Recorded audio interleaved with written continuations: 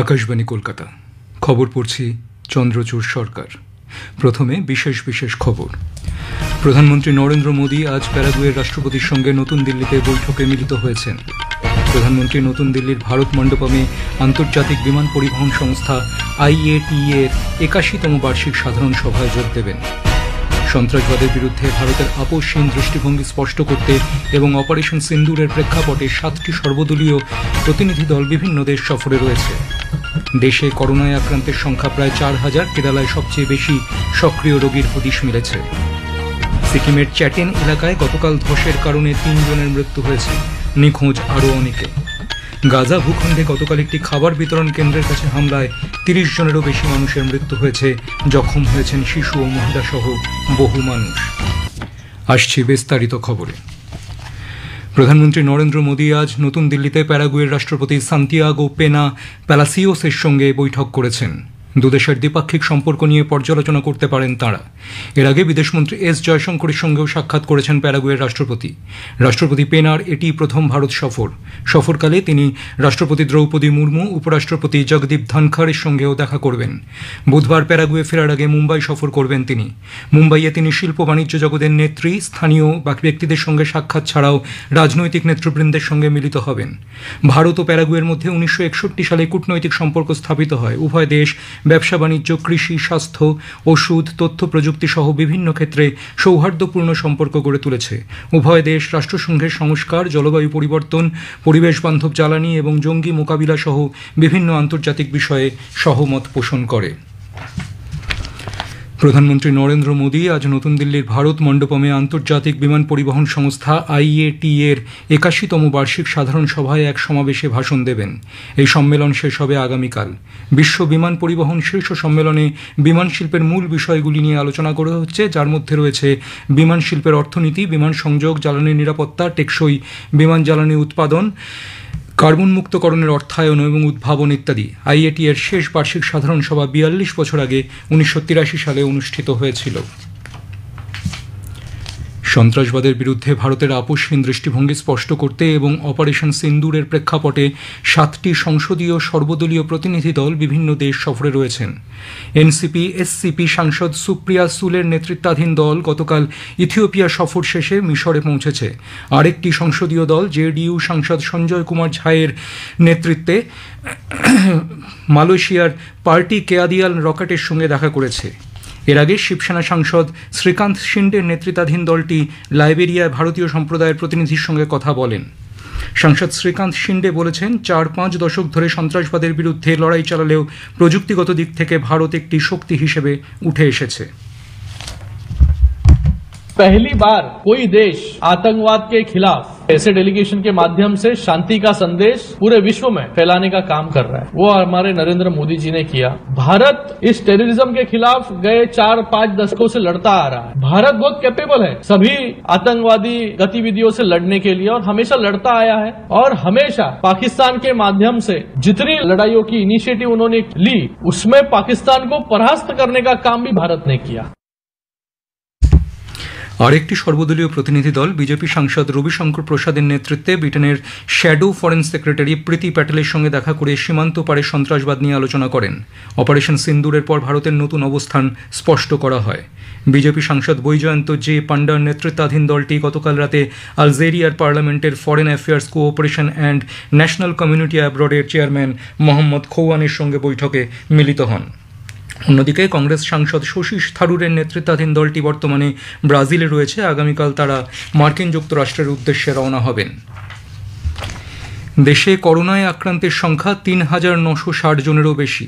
স্বাস্থ্য ও পরিবার কল্যাণ মন্ত্রক সূত্রে জানা গিয়েছে, দেশের মধ্যে কেরালায় সবচেয়ে বেশি সক্রিয় রোগীর হদিশ পাওয়া গিয়েছে। কেরালায় সক্রিয় রোগীর সংখ্যা 1435 জন। তারপরই রয়েছে মহারাষ্ট্র, যেখানে আক্রান্তের সংখ্যা 506। দিল্লিতে করোনায় নতুন করে আক্রান্ত হয়েছেন 483 জন। সিকিমের চ্যাটেন এলাকায় গতকাল ধসের কারণে 3 জনের মৃত্যু হয়েছে, নিখোঁজ আরও অনেকে। পুরোদমে চলছে উদ্ধার কাজ। অন্যদিকে সিকিমে লাচুং থেকে 1678 জন পর্যটককে নিরাপদে উদ্ধার করা হয়েছে। লাচেনে এখনও আটকে থাকা 150 জন পর্যটককে উদ্ধারের চেষ্টা চালানো হচ্ছে। গত 29শে মে উত্তর সিকিমে আচমকা মেঘভাঙা বৃষ্টি ও প্রবল বর্ষণের জেরে পর্যটকরা আটকে পড়েছিলেন। প্রবল বৃষ্টির কারণে লাচুং 0 পয়েন্টের মতো এলাকায় ব্যাপক ক্ষতি হয়েছে। ধস সেতু ভেঙে পড়ার কারণে ডিকচু সানক্লাং, শিবগিয়ার, চুংথাং, লাচেন, জিমা এবং চুংথাং লাচুং রাস্তা বিপর্যস্ত রয়েছে। মিনসিথাং ও জিমায় দুটি গুরুত্বপূর্ণ বেইলি সেতু ভেসে গিয়েছে, যার জেরে লাচেনের উত্তর ও দক্ষিণের মধ্যে যোগাযোগ বিচ্ছিন্ন হয়ে পড়েছে। লাচেনে রাস্তা সংস্কারের কাজ শুরু হয়েছে। উত্তর পূর্ব ভারতে আগামী 5 দিন ভারী বর্ষণের পূর্বাভাস দিয়েছে আবহাওয়া দপ্তর। সমগ্র পূর্ব এবং মধ্যসহ হিমালয় সন্নিহিত পশ্চিমবঙ্গ ও সিকিমে আজ এবং আগামী 7 দিন হালকা থেকে মাঝারি বৃষ্টির পূর্বাভাস দেওয়া হয়েছে। উত্তর পশ্চিম ভারতে বজ্রবিদ্যুৎ সহ বৃষ্টির সঙ্গে ঝোড়ো হাওয়া বয়ে যাওয়ার সম্ভাবনা। আগামী বৃহস্পতিবার পর্যন্ত দিল্লি, হরিয়ানা, চণ্ডীগড়, পাঞ্জাব, উত্তরাখণ্ড, জম্মু কাশ্মীর, লাদাখ, গিলগিট, বালচিস্তান এবং মুজাফফরবাদে একই পরিস্থিতি বজায় থাকবে। গাজা ভূখণ্ডে গতকাল একটি খাবার বিতরণ কেন্দ্রের কাছে হামলায় 30 জনের বেশি মানুষের মৃত্যু হয়েছে। জখম হয়েছেন শিশু ও মহিলা সহ বহু মানুষ। গাজার স্বাস্থ্য মন্ত্রক সূত্রে জানা গিয়েছে, গাজা হিউম্যানিটেরিয়ান ফাউন্ডেশন পরিচালিত রাফাহ এলাকায় একটি খাবার বিতরণ কেন্দ্রে ইসরায়েল হামলা চালিয়েছে, যদিও হামলার কথা অস্বীকার করেছে ইসরায়েলের সেনা। খাবার বিতরণ কেন্দ্রের সামনে কোনো নাগরিকের ওপর তারা গুলি চালায়নি বলে দাবি করেছে তারা। হামলার কথা খারিজ করে গাজা হিউম্যানিটেরিয়ান ফাউন্ডেশন জানিয়েছে, গতকাল কোনো ঘটনা ছাড়াই 16 ট্রাক ত্রাণ সরবরাহ করা হয়েছে। উল্লেখ্য, যুদ্ধের শুরু থেকে এখনও পর্যন্ত গাজায় কমপক্ষে 54,418 জনের মৃত্যু হয়েছে। অন্যদিকে গাজায় সংঘর্ষ বিরতি নিয়ে সমঝোতার ইচ্ছা প্রকাশ করেছে হামাস। প্রধানমন্ত্রী নরেন্দ্র মোদী তেলেঙ্গানাবাসীকে সে রাজ্যের প্রতিষ্ঠা দিবস উপলক্ষে শুভেচ্ছা জানিয়েছেন। সোশ্যাল মিডিয়ায় শ্রী মোদী লিখেছেন, দেশের উন্নয়নে উল্লেখযোগ্য অবদান রয়েছে তেলেঙ্গানার। গত 1 দশকে রাজ্যবাসীর উন্নয়নে একাধিক পদক্ষেপ করেছে রাজ্য।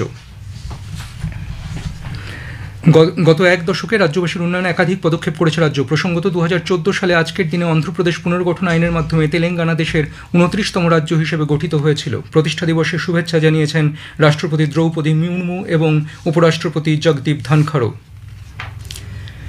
খবর শুনছেন আকাশবাণী থেকে। ইউক্রেন গতকাল রাশিয়ার 5টি বিমান ঘাঁটিতে একটি বড় ধরনের ড্রোন হামলা চালিয়েছে।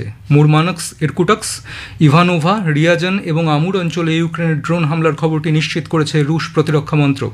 রাশিয়া একে জঙ্গি হামলা বলে উল্লেখ করে জানিয়েছে, এই ঘটনায় প্রাণহানির কোনো খবর নেই। তবে ইউক্রেন জানিয়েছে, গত 11 মাস ধরে তারা এই ড্রোন আক্রমণের প্রস্তুতি নেয়। এর ফলে পারমাণবিক বোমা বহনক্ষম TU-95 এবং TU-22 যুদ্ধবিমান সহ প্রায় 40টি বিমান ধ্বংস হয়েছে। বেলায়া বিমান ঘাঁটিতে এর ফলে আগুন লেগেছে। জাল নথি নিয়ে মধ্যপ্রাচ্যের দেশগুলিতে ভ্রমণের চেষ্টার অভিযোগে 4 নেপালি যুবককে গ্রেপ্তার করেছে মুম্বাইয়ের সাহার পুলিশ। বিহার দিয়ে ধৃতরা ভারতে ঢুকেছিলেন বলে জানিয়েছে পুলিশ। ভ্রমণের ব্যবস্থাপনা ও জাল নথি তৈরির জন্য এক এজেন্টকে ধৃতরা নেপালি মুদ্রায় মোট 2.5 লক্ষ টাকা দিয়েছিলেন বলে পুলিশ সূত্রে খবর। গত 30শে মে এই নিয়ে মামলা রুজু করেছে পুলিশ। একই কায়দায় বেআইনিভাবে বিদেশে যাওয়ার অভিযোগে গত সপ্তাহেই 6 নেপালি যুবককে গ্রেপ্তার করা হয়েছিল। বার কাউন্সিল অফ ইন্ডিয়া ঘৃণা ভাষণে অভিযুক্ত আইন শিক্ষার্থী শর্মিষ্ঠা পানুলির গ্রেফতারি নিয়ে পশ্চিমবঙ্গ সরকার এবং কলকাতা পুলিশের কঠোর সমালোচনা করেছে।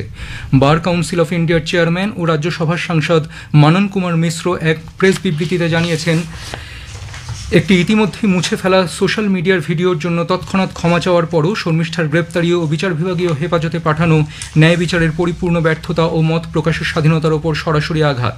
বিবৃতিতে তিনি সরাসরি রাজ্য সরকার ও কলকাতা পুলিশের বিরুদ্ধে রাজনৈতিক উদ্দেশ্য প্রণোদিত ও পক্ষপাতমূলক আচরণের অভিযোগ তোলেন। তার দাবি, নির্দিষ্ট সম্প্রদায়ের ব্যক্তিদের নিশানা করে দ্রুত ব্যবস্থা নেওয়া হলেও বহু গুরুতর অপরাধে অভিযুক্ত অন্যদের রেহাই দেওয়া হচ্ছে। চেন্নাইয়ের একটি মহিলা আদালত যৌন নিপীড়নের মামলায় এ জ্ঞানশেখরনকে আজীবন কারাদণ্ড দিয়েছে। এ জ্ঞানশেখরন গত মাসের 7টি সংসদীয় সর্বদলীয় প্রতিনিধি দল বিভিন্ন দেশ সফরে রয়েছে। খবর শেষ হলো, শুনবেন স্থানীয় সংবাদ। আকাশবাণী কলকাতা। স্থানীয় সংবাদ পড়ছি শুভ্রা চক্রবর্তী। মুখ্যমন্ত্রীর পৌরোহিত্যে আজ নবান্নে রাজ্য মন্ত্রিসভার বৈঠক বসছে। বিকেলে এই বৈঠকে উপস্থিত থাকার জন্য রাজ্য মন্ত্রিসভার সব সদস্যদের নির্দেশ দেওয়া হয়েছে। বেশ কিছু দপ্তরের নতুন পদ সৃষ্টি সহ নানা গুরুত্বপূর্ণ বিষয় বৈঠকে আলোচনা হবে। আদালতের রায়ে এসএসসি চাকরিহারা শিক্ষাকর্মীদের রাজ্য সরকারের অন্যান্য দপ্তরেও বিকল্প নিয়োগ দেওয়ার কথা মুখ্যমন্ত্রী ঘোষণা করেছেন। এই বিষয়েও আজকের বৈঠকে আলোচনা হতে পারে বলে প্রশাসনিক সূত্রের খবর। প্রথমেই 7 জুন কলকাতার রেড রোডে পূর্ব নির্ধারিত ঈদের নামাজ অনুষ্ঠিত হবে। প্রাথমিকভাবে সেনাবাহিনীর তরফে এই রাস্তায় ঈদের জমায়েতের অনুমতি না দেওয়ায় সংশয় তৈরি হয়েছিল। পরে মুখ্যমন্ত্রী মমতা ব্যানার্জির হস্তক্ষেপে জট কেটে গিয়েছে বলে ওই জমায়েতের আয়োজক খিলাফত কমিটির সভাপতি তথা রাজ্য মন্ত্রিসভার সদস্য জাভেদ আহমেদ খান জানিয়েছেন, পূর্ব নির্ধারিত সূচি অনুযায়ী নির্দিষ্ট দিনে সকাল 8:30টায় রেড রোডে নামাজ পড়া হবে বলে তিনি জানান। টানা 1 মাস গরমের ছুটির পর আজ থেকে ফের রাজ্যে সরকারি ও সরকার পোষিত স্কুলগুলিতে ক্লাস শুরু হয়েছে। দীর্ঘ ছুটি কাটিয়ে স্কুলে ফিরতে পেরে খুশি পড়ুয়ারা। এদিকে নতুন করে রাজ্যে করোনা সংক্রমণ বাড়তে থাকায় অভিভাবক ও শিক্ষক মহলে উদ্বেগ বাড়ছে। পরিস্থিতির কথা মাথায় রেখে অধিকাংশ স্কুলই পড়ুয়াদের মাস্ক ব্যবহার বাধ্যতামূলক করেছে। একই সঙ্গে সর্দি কাশি সহ করোনার অন্যান্য উপসর্গ দেখা দিলে পড়ুয়াদের স্কুলে না পাঠানোর পরামর্শ দেওয়া হয়েছে। উত্তর পূর্ব ভারতে আগামী 5 দিন ভারী বর্ষণের পূর্বাভাস দিয়েছে আবহাওয়া দপ্তর। সমগ্র পূর্ব এবং মধ্য সহ হিমালয় সন্নিহিত পশ্চিমবঙ্গ সিকিমে আজ এবং আগামী 7 দিন হালকা থেকে মাঝারি বৃষ্টির পূর্বাভাস দেওয়া হয়েছে। এদিকে প্রবল বৃষ্টি আর ভূমিধসে সিকিমের বিভিন্ন জায়গায় এ রাজ্যের পর্যটকদের নিরাপদে ফিরিয়ে আনতে রাজ্য সরকার উদ্যোগী হয়েছে। ইতোমধ্যে রাজ্যের তরফে সিকিম সরকারের সঙ্গে যোগাযোগ করা হয়েছে। পাশাপাশি আটকে থাকা পর্যটকদের পরিবারের সঙ্গেও কথা হচ্ছে। আটকে পড়া পর্যটকদের নিরাপত্তার বিষয়ে সিকিম সরকার রাজ্যকে আশ্বস্ত করেছে। উল্লেখ্য, একটানা বৃষ্টি আর ভূমিধসে সেখানকার লাচুং লাচেন সহ বিভিন্ন পর্যটন কেন্দ্রে 1,500-এরও বেশি পর্যটক আটকে রয়েছেন। প্রতিকূল আবহাওয়ার মধ্যেই ধীরে ধীরে উদ্ধার কাজ শুরু হয়েছে। উত্তর দিনাজপুর জেলার ইসলামপুরে আশ্রমপাড়া সংলগ্ন রাজ্য সড়কে প্রবল বৃষ্টিতে পুলিশের একটি গাড়ি দুর্ঘটনায় পড়লে গাড়ি চালক এবং এক পুলিশকর্মী আহত হন। স্থানীয় সূত্রে জানা গেছে, উল্টো দিক থেকে আসা একটি টোটোকে বাঁচাতে গিয়ে পুলিশের গাড়িটি ডিভাইডারে ধাক্কা মারলে গাড়ির সামনের কাঁচ ভেঙে এসআই জয়ন্ত কুমার ঝায়ের চোখে মুখে ঢুকে যায় করা হয়েছে বলে ইসকন কলকাতার সহসভাপতি রাধারমন দাস জানিয়েছেন। এর আগে প্রায় 5 দশক ধরে ইসকন কলকাতার জগন্নাথ দেবের রথের চাকায় বোয়িং 747 জাম্বোজেট যুদ্ধবিমানের টায়ার ব্যবহার করা হতো।